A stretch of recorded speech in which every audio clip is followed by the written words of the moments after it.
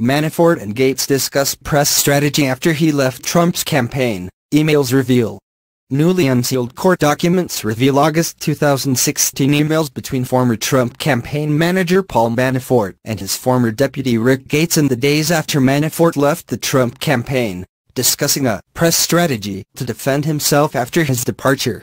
The emails, attached to a prosecution filing opposing Manafort's request to alter his bail conditions entered Friday in the U.S. District Court for the District of Columbia, include correspondence between Manafort and Gates from August 21, 2016, 2 days after Manafort resigned. That email outlines 3 main attacks in the strategy. 1. Cash ledger. 2. FARA redacted. 3. Russia.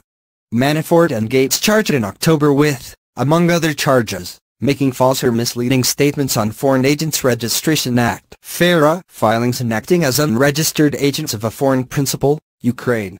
Another email, dated September 5, 2016 from Gates to Manafort, contains a strategy memo titled Outline of Issues. The document includes a section about PJM work in Ukraine, with the first points being 1. Never worked in Russia or for Russians, and 2.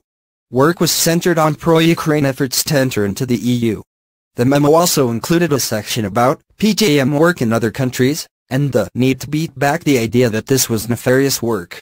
The memo referred to the work as being on behalf of the U.S. government and in support and promotion of pro-democratic values around the world. Manafort, in an earlier filing, had requested that his restrictive house arrest conditions be relaxed. The special counsel shot back in a filing last Monday that alleged Manafort defied the court's strict gag order requiring all interested parties, in particular, counsel for both sides, to refrain from making further statements to the media or in public settings that are substantially likely to have a materially prejudicial effect on this case. Manafort, the government alleged, worked with a Russianist to draft an op-ed that was published in the Kiev Post in hopes of influencing public opinion.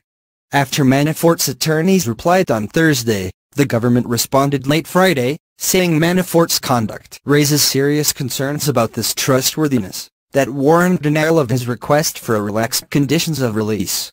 The court also unsealed a declaration from FBI Special Agent Brock W. Doman, which contained a detailed accounting of Manafort's revisions to the op-ed, which was published Thursday under the byline "If Oleg Voloshin, the former spokesperson of the Ministry of Foreign Affairs of Ukraine."